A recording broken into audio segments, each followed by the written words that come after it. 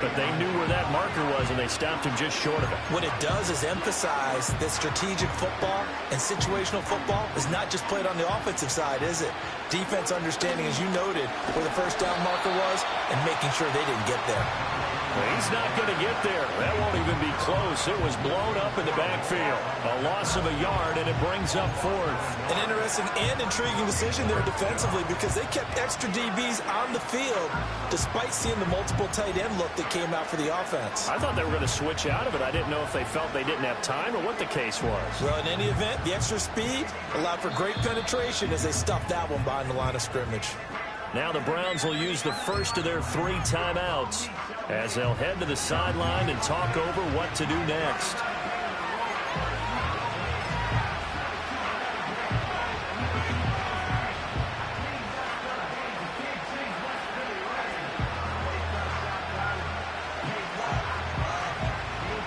And no move to get the offense off the field. They'll stay put on 4th and 1. Now it's Jackson.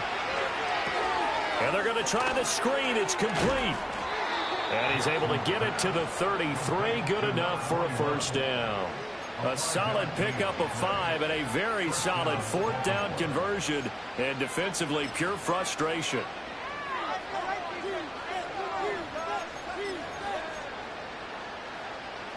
So now following the roll of the dice, they've got a 1st and 10 inside the 35. And he's going to be out down inside the 20 at the 15. A big one there for the Ravens. It goes for 18. I think they like this drive a little bit better there, partner. Running game helping out, picking up some of the slack. Because remember, the last drive they went 3 and out.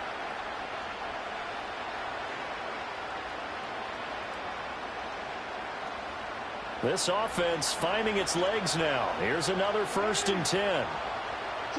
From the gun, Jackson. A quick throw knocked away and incomplete. Coaches talk about it all the time. Players talk about it as well. Excellent job staying disciplined in coverage and making that stop. Inside the red zone, every stop like that could be preventing a possible touchdown. And he's not able to get away and sacked back at the 22. In for the sack, Myles Garrett. This offense continues to shoot themselves in the foot. And here, another sack. All game long, we've seen missed assignments, which have led to turnovers, sacks. This group has not played well at all here in the first half.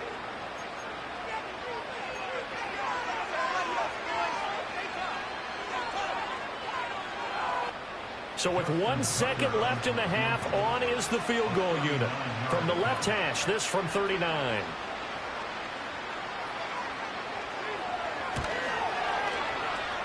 That is inches from the upright. It's no good. Wide to the left. So we've hit intermission. It's halftime. This is the NFL, and it's a presentation of EA Sports.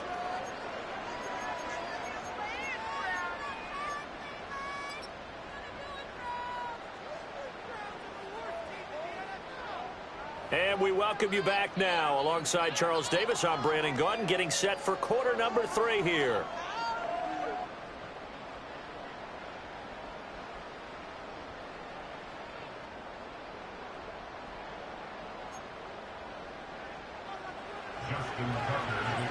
The Browns are going to get the second half kickoff, and they've got this lead as well as we are back and underway. And makes it across the 20 as his guys will set up shop at the 23-yard line.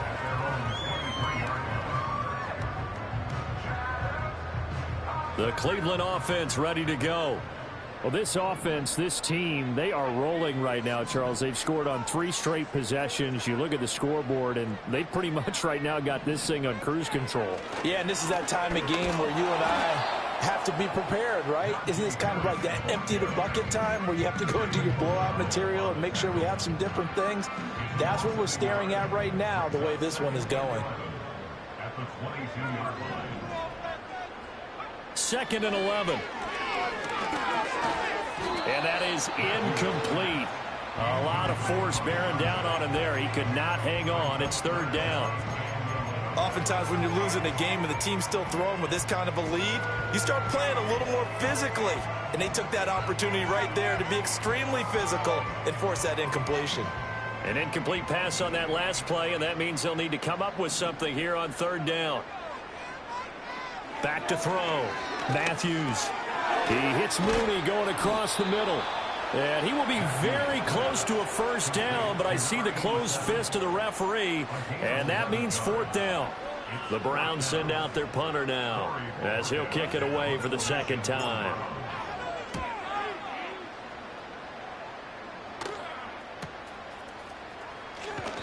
It's a return of 4 following a 42-yard punt. And it will be 1st and 10 as they take over.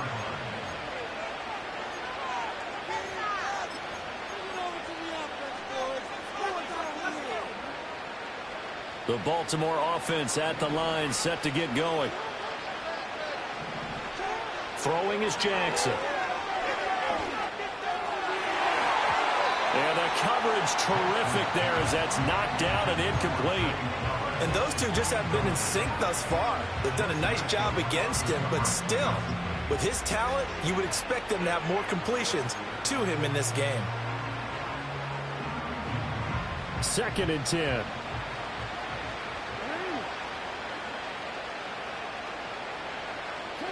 Jackson.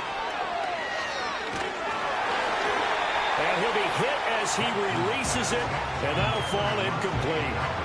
Lots of incompletions on 1st and 2nd down. It certainly seems like a reflection of what we've seen so far in this game. The defense, quicker to the punch so far. Let's see if they can get something going here on 3rd down. This offense in desperate need of a conversion as they come up on 3rd down. Here's Jackson. He finds his man, complete. It's Walker. And he's got this almost to the 40 before going out. Second catch for him today, and it'll wind up a 1st down. And this was a nice example of an offensive coordinator scheming his guy open. Just a little underneath route, just trying to free up some space, and it worked awfully well.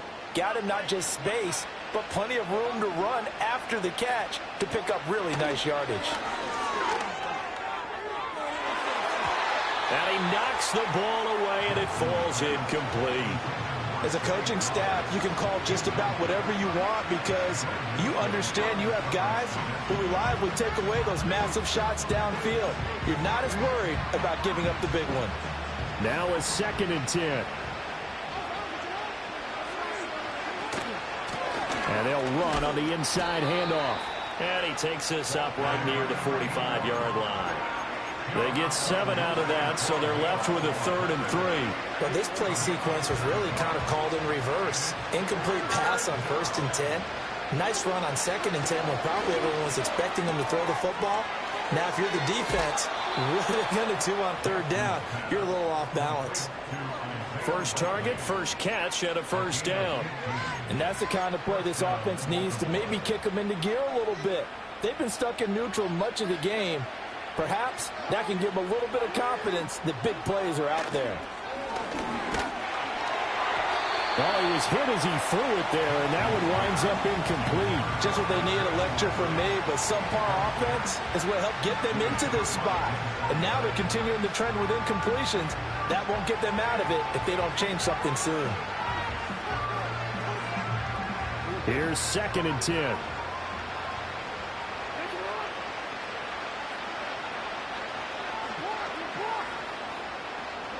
To throw is Jackson. There goes a deep ball, end zone. And it's knocked away and incomplete. What we've seen so far in this game, they are not going to allow a big shot over the top. You can have whatever you want underneath. They'll give you that, but they're not going to let you beat them deep. It's been a pretty long drive. This will be play number 9, and they need 10 yards out of it on 3rd. Oh, had his hands on it, couldn't bring it in. Pretty symptomatic of how this game's been going. One thing you hope to see out of a rookie tight end is a real concentration when the ball's in the air, and I'm not sure that he didn't, but he has to be prepared for people making a play on it when that ball's up for grabs. And his kick is good. He got every bit of that one as it's good from 56 yards out. And the deficit drops now from 21 down to 18. Tucker now following the made field goal, set to kick it away.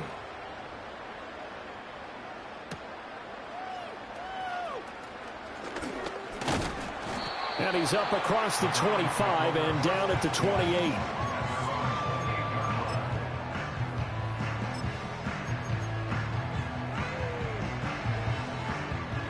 The Browns drive about to get started. Charles, a very uninspired effort the last time we saw them out there. Was a quick 3 and out, and they punted the football. Yeah, and you never want to get stopped so soundly during a series, but what would be even worse now is letting it happen again right here. They've got to get going. In on the stop, the former Georgia Bulldog, Roquan Smith. Ball on the 30 now. Here's a 2nd and 8.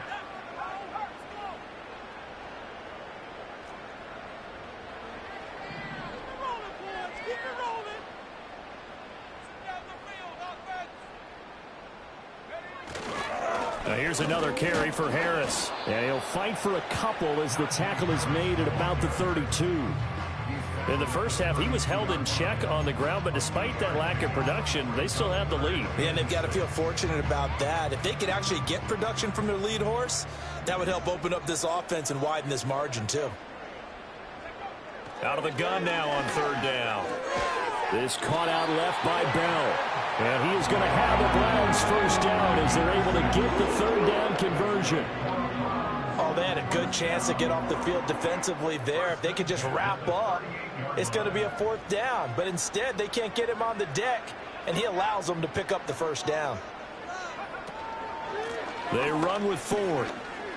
Able to power through. 58 yards rushing for him now to this point. From the lineman to the guy running with it, that was a well-executed first down by the offense. With 2 shots left to get the first, you can get a little aggressive here on 2nd down if you want and try for some bigger yardage.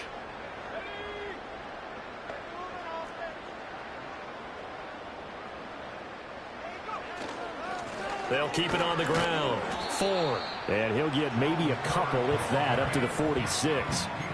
That's all about doing the dirty work right there defensively. 2nd and short yardage, that's all about plugging those gaps, not giving the running back a crease to run through, and that's a nice job to hold them just a couple and force the 3rd down.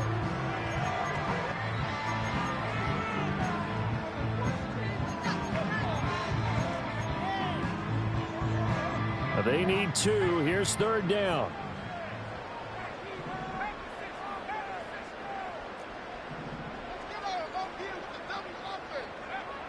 Operating from the gun. Matthews looking deep here from Mooney. This is caught inside the 15. And he'll take it into the end zone for a Browns touchdown. A great effort there. 54 yards. And the Browns are able to extend their lead. Well, Charles, kind of the future of this franchise on display right there. You had a rookie throwing it, a rookie catching it, and taking it into the end zone. Could you imagine if we were in the owner's box right now and we could look at the front office and see the grins on their faces, to see the present making plays and knowing what the future will bring with these youngsters going out and making big-time moments happen for this team.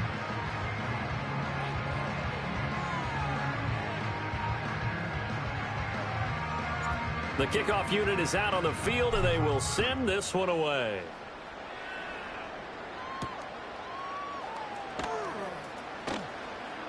The lane opens here. He's past the 30. And a good return, able to get out across the 35 to the 36.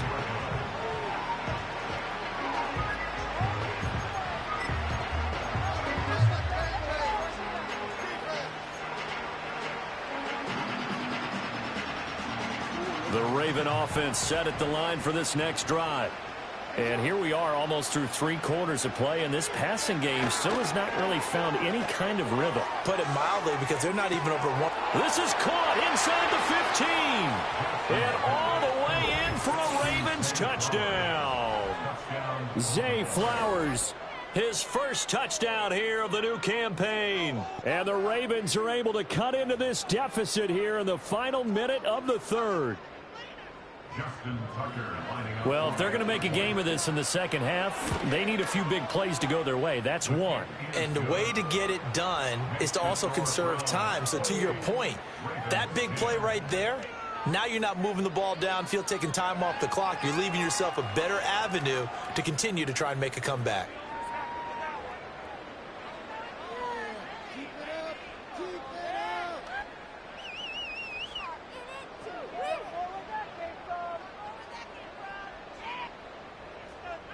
Justin Tucker to kick off for Baltimore.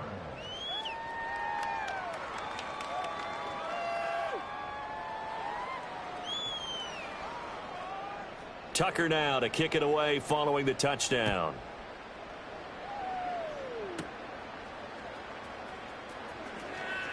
Now a crease here as he's past the 30. And he's all the way up across the 40 and down at the 42. Great return. Now that's the kind of return you're looking for. To get to that spot on the field, that allows you to do a lot of things on offense. The Cleveland offense ready to go. And now you've got the clock winding down here in the third quarter. You're 3 scores to the good. What's your approach on this drive? Too early to fully commit to playing the clock game. Yet at the same time, you're also not going pell-mell like you would in 2-minute offense. This is what NFL offenses call 4-minute football.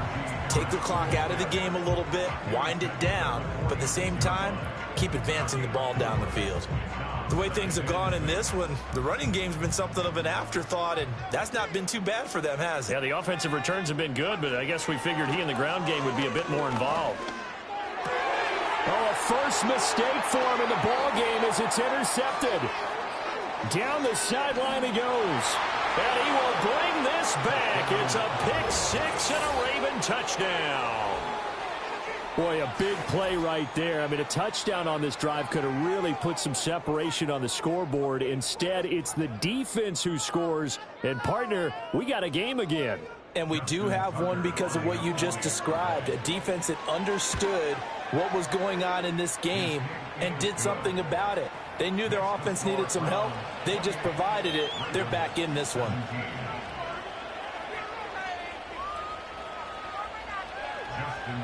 So they'll get another shot on offense following that pick 6. And now the kick is away.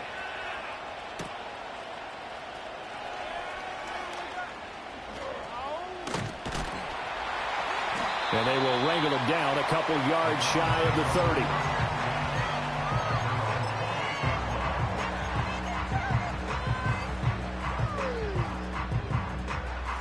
The Browns drive about to get started. Their lead down to 2 scores after the touchdown a moment ago as they start with a 1st and 10. He finds his man complete. It's Ford. And only able to get 2 here. Stopped at the 30.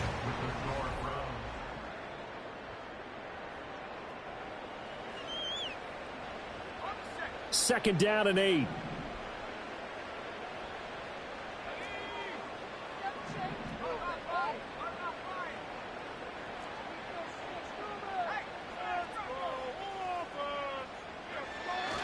Harris running straight ahead. And it's a fumble. Oh, and one of the linemen on the other side has got it. And his guys will take over at the 30-yard line. Partner, that one. And now before the ball changes hands, they're going to take a look at this just to make sure that they have it right.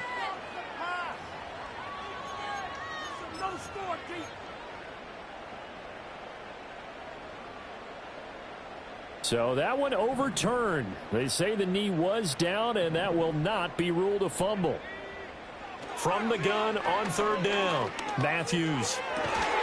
Able to find the open man. That's complete. And he is going to have the Browns 1st down as they're able to get the 3rd down conversion. Partner, I like that they're staying aggressive on offense because, to me, this drive is what is known as a put-away drive. You score here, that might put this one to bed. I like the fact that they're playing with confidence and not playing with fear.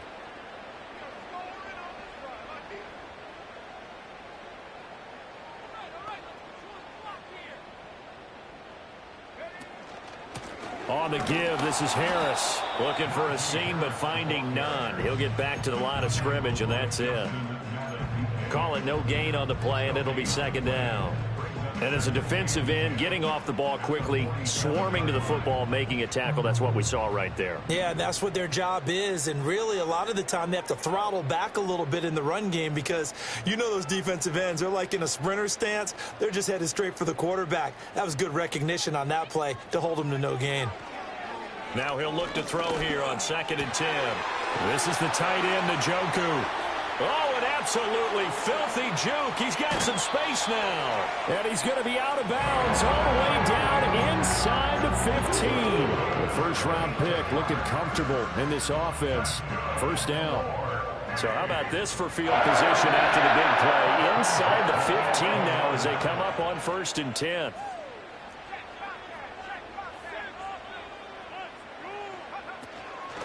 Now a handoff up the middle. Ford. And able to get him inside the 5 here, just inside the 5 to about the 4. 67 yards rushing for him now in the ball game. If nothing else, they've already taken a couple minutes off the clock here already as they come up 2nd down.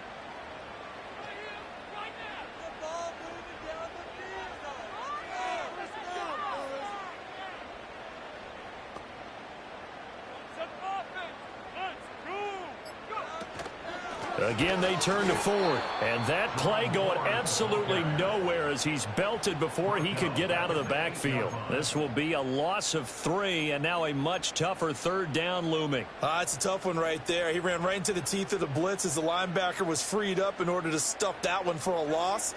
I think quarterbacks got to see that. Got to find a way to audible into something a little more advantageous.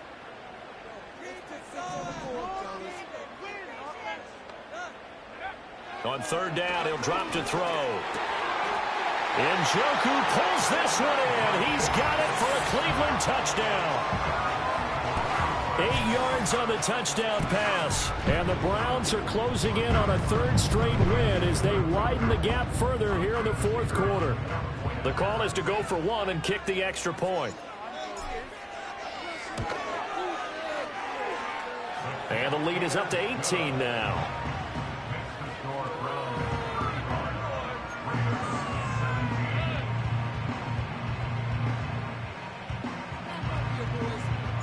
The kickoff team on the field now as they will send this one away.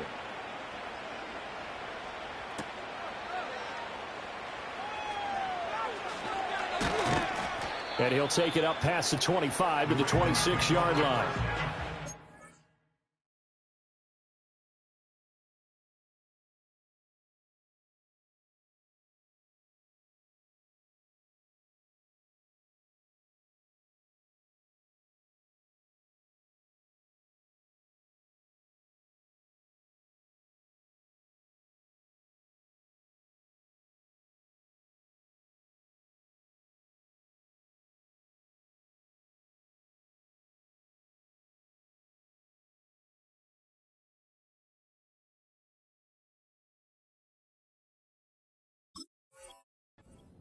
At their own 26-yard line.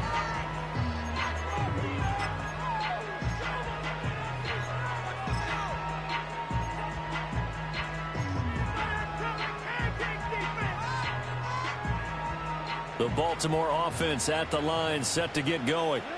And they unfortunately are staring at a mini losing streak developing, trailing here in the 4th quarter.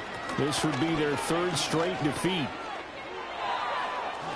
And they can't bring him down. And he'll be taken down, but not before they reach the 50.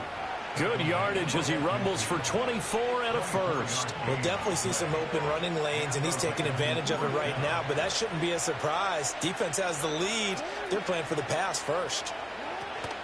They keep it with Henry on 1st down. And he's going to be brought down inside the 45 at the 43. A solid run on 1st down. Gain of 7 leaves him with a 2nd and 3. Well, partner, I know this type of running back.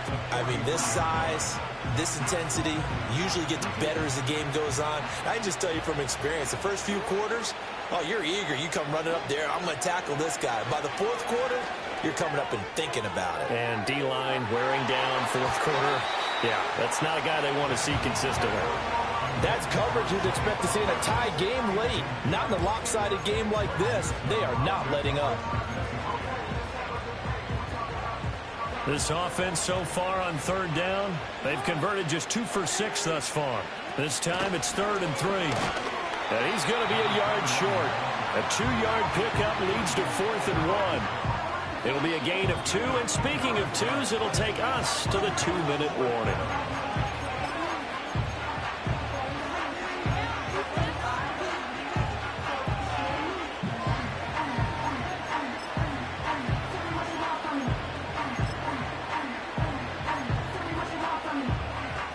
All right, they're going to try and keep hope alive here on 4th down. They're going for it.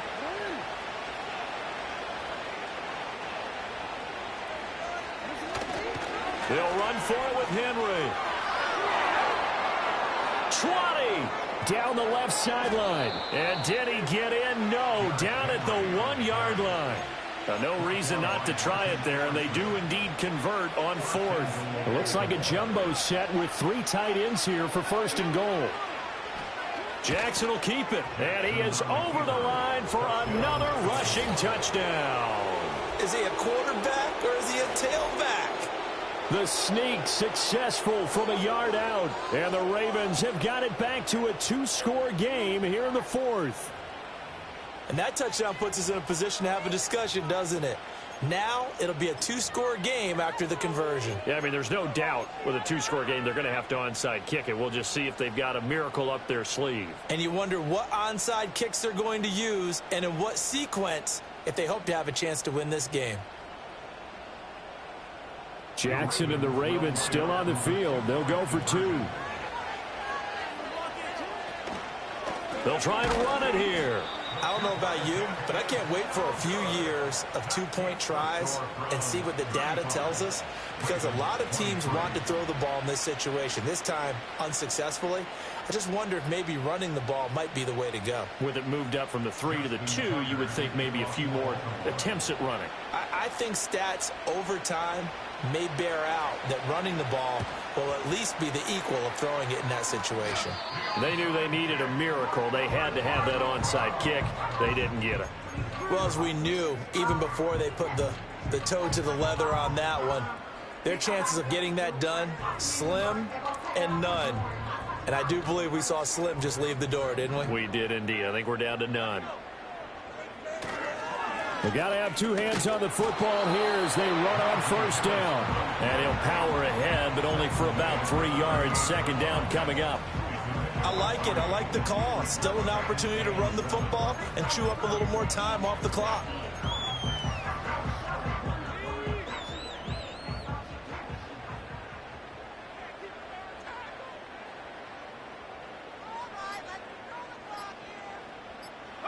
Clock counting down toward 40 seconds as they take the knee. Now the Ravens going to use one of their timeouts as they stop it here with just under 40 seconds to go in the game.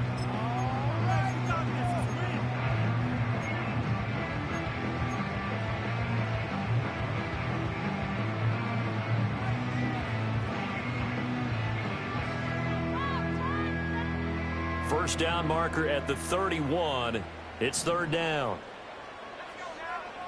Looking to throw. Matthews. Escaping the pressure right. Call it a gain of 11 yards, and that should just about do it. Now that's a killer, because you think you've got it absolutely covered, and then he hot-foots it out of there and picks up a 1st down. Drives you crazy as a defense. Looks like you're exactly right. Looked like a for sure stop on 3rd, and then the tables turned.